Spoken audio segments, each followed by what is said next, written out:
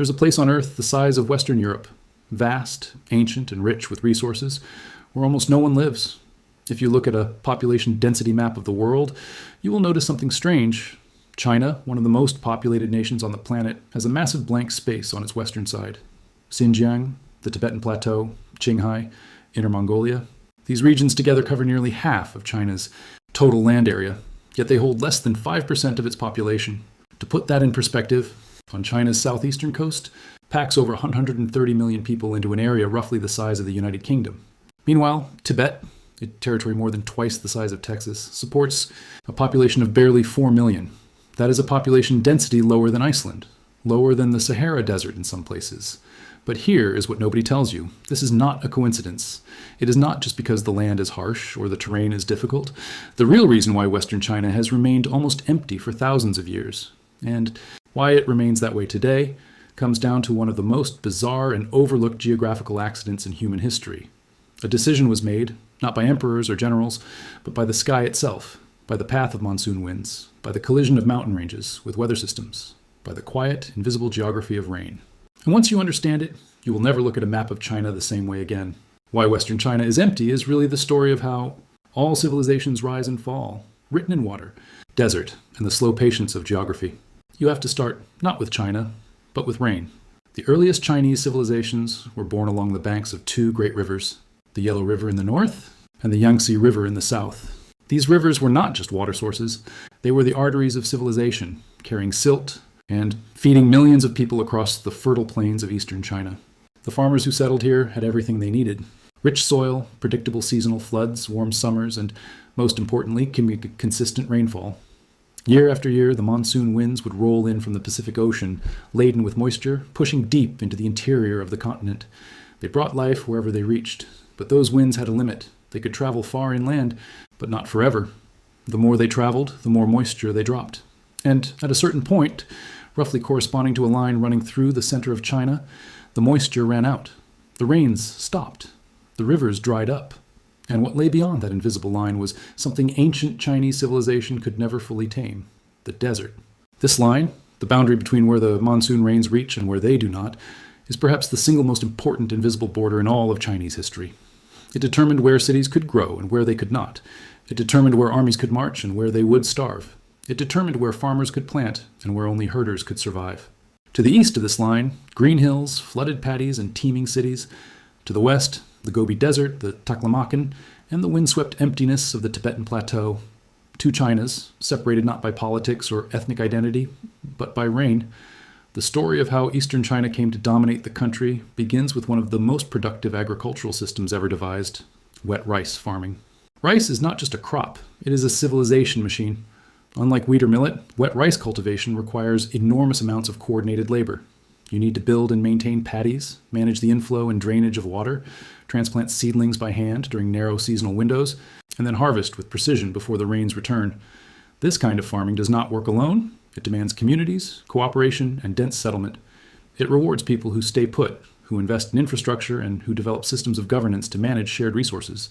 The East compounded its advantage with every generation, building administrative complexity, military power, and cultural richness on the foundation of reliable monsoon rain. Meanwhile, in the West, the terrain was doing something very different to the people who tried to live there. The Tibetan Plateau, at an average elevation of over 4,500 meters above sea level, is the highest and largest landmass on Earth. The air is so thin that most people unacclimatized to altitude cannot function there without weeks of adjustment. The growing season is brutally short. Crops that grow effortlessly in Hunan or Guangdong simply cannot survive at altitude, where frosts can occur in any month of the year. The Taklamakan Desert, which sits in the heart of the Xinjiang Basin, is so dry that its name is often translated from the Uyghur as "you go in, you do not come out." This is one of the largest shifting sand deserts in the world. Summer temperatures in its interior can exceed 40 degrees Celsius. Winter temperatures can plunge to -20 and rain. The Taklamakan averages less than 10 millimeters of precipitation per year, less than the driest corners of the Sahara.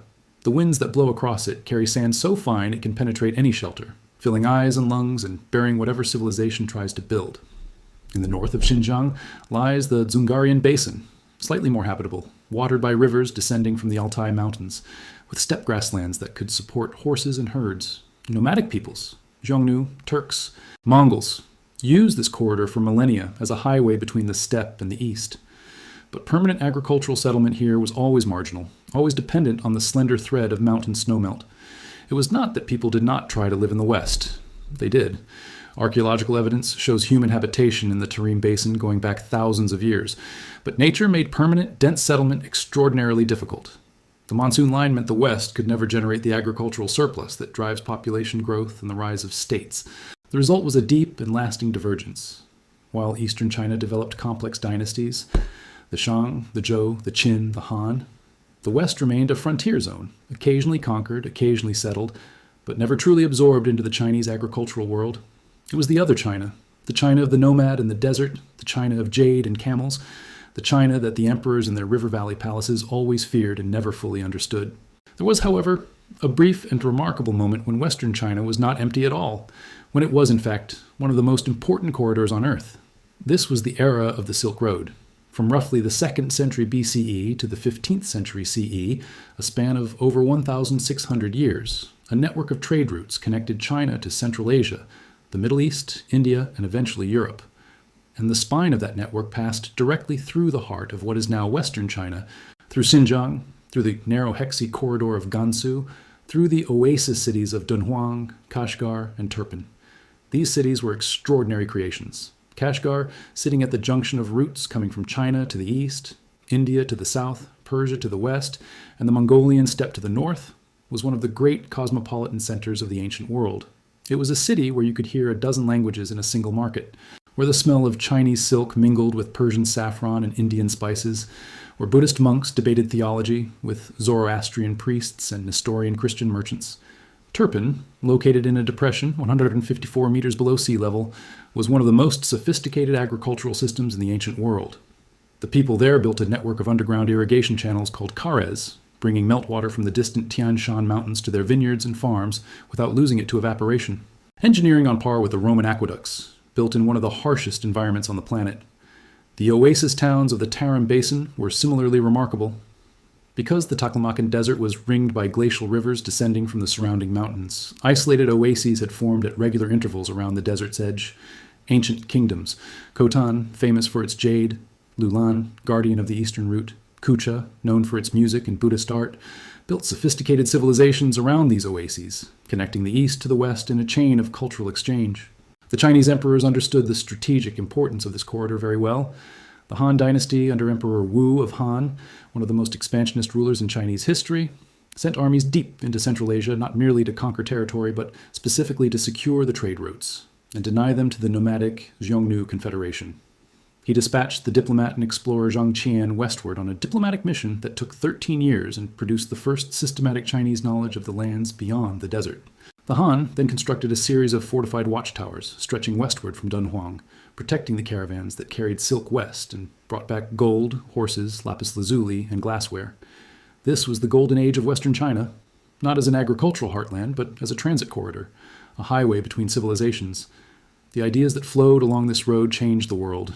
Buddhism traveled from India to China along the Silk Road. Paper and printing traveled westward. Mathematics, so hostile and so far from the centers of Chinese power. Chinese dynasties repeatedly struggled to hold the West. The Han had it under Emperor Wu. The Tang dynasty extended Chinese power all the way to the Pamirs in its peak years, administering 4 garrisons in the heart of Central Asia. But then the Tang lost everything west of Dunhuang to the rising Tibetan Empire in 763 CE, when Tibetan forces actually captured the Tang capital of Chang'an itself. The Song dynasty pragmatically, effectively abandoned the West altogether, conceding entire regions to the Tangut Xixia kingdom and focusing on the defense of its core territories. Even the Mongols under Kublai Khan, who conquered more of Eurasia than anyone before or since, found the administration of Western China's diverse peoples and extreme terrain to be among the most challenging problems of their vast empire. The core structural problem was supply lines. An army marching west from the Chinese heartland had to cross the entire breadth of China before it even reached the frontier. The Hexi corridor, the narrow strip of land between the Tibetan Plateau and the Gobi Desert, was a natural choke point that made Western campaigns nightmarish to supply. Historical records from the Tang dynasty suggest that the cost of delivering a single unit of grain to the frontier garrisons in the far west was more than 30 times the value of the grain itself. This economic calculus meant that Chinese control over the West was always tenuous and frequently collapsed entirely.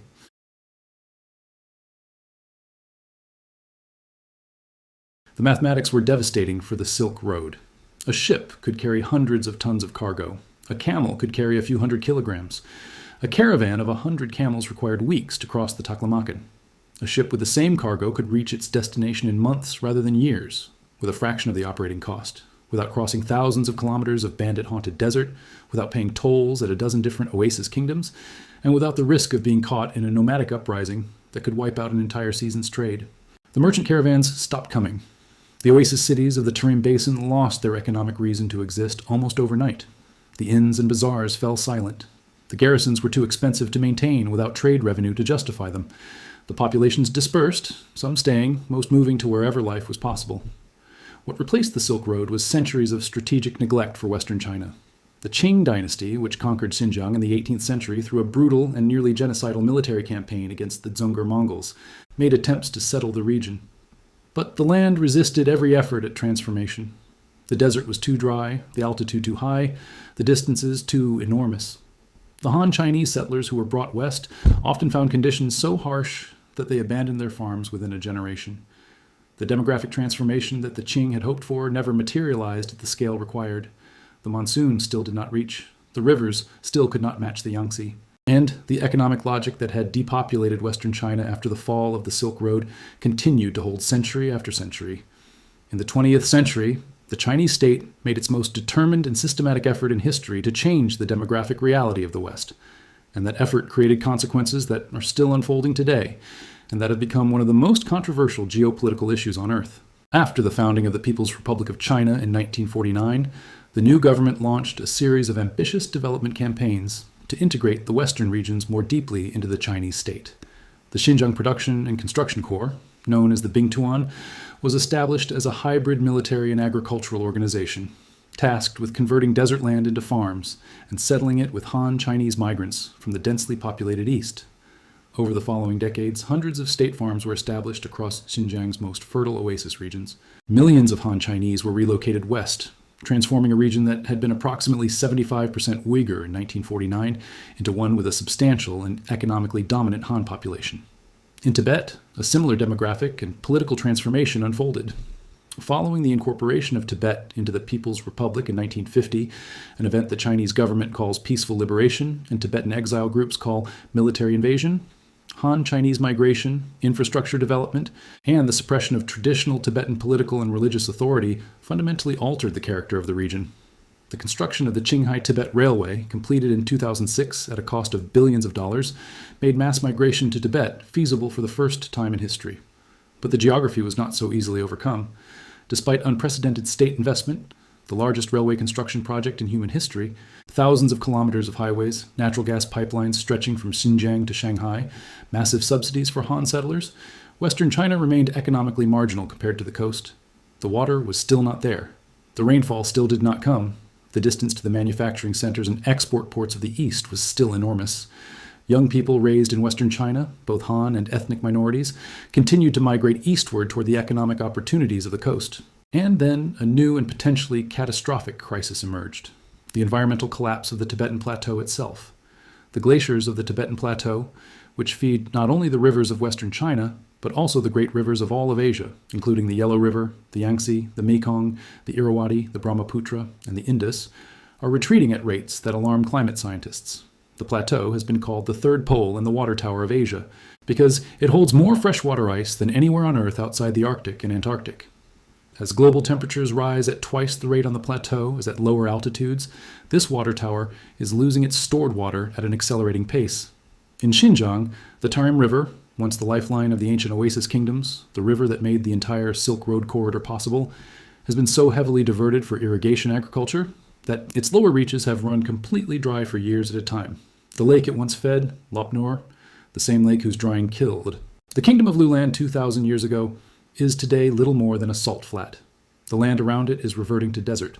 The ancient tension between Western China's enormous territory and its inability to support dense population is not being resolved in the 21st century.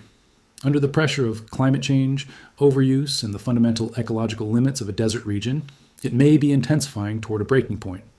The empty spaces of Western China are not merely a geographical curiosity. They are a window into one of the deepest truths about human civilization.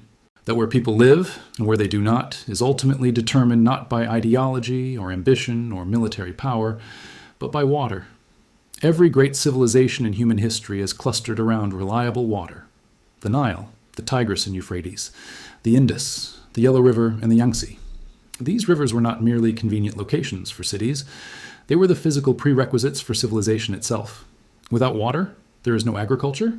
Without agriculture, there is no surplus. Without surplus, there are no cities, no armies, no art, no history worth remembering. Western China's emptiness is not a failure or an accident. It is the natural result of geography, of living on the wrong side of the monsoon line, on the side where the rain does not come, where the rivers run thin, where the sky offers dust instead of water.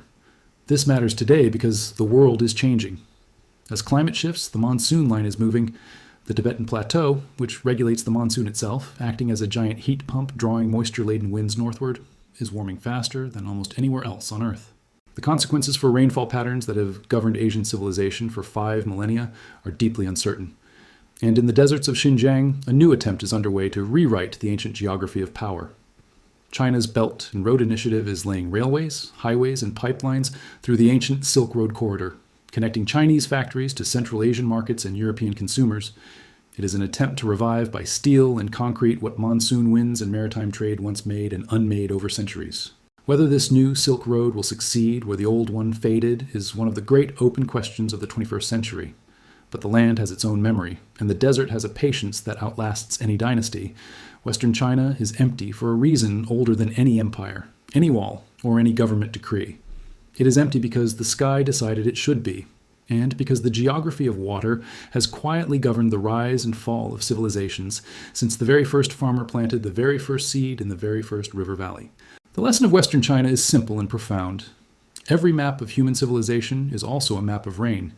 Every blank space on the map has a reason, a geographical reason, a meteorological reason, a reason written not in ink, but in the presence or absence of water. And that reason is almost always older and more powerful than anything humans have ever built, any empire they have ever assembled, or any policy they have ever decreed. If you found this story fascinating, consider subscribing, because the history hidden inside geography and maps is some of the most surprising and important history that exists, and there is much more to explore. Next time, we are going to look at another place where the invisible forces of climate and terrain quietly rewrote the destiny of millions of people in ways that no emperor, no army, and no policy could prevent. The world is full of blank spaces, and every single blank space, no matter how remote, how silent, how forgotten, has a story worth telling.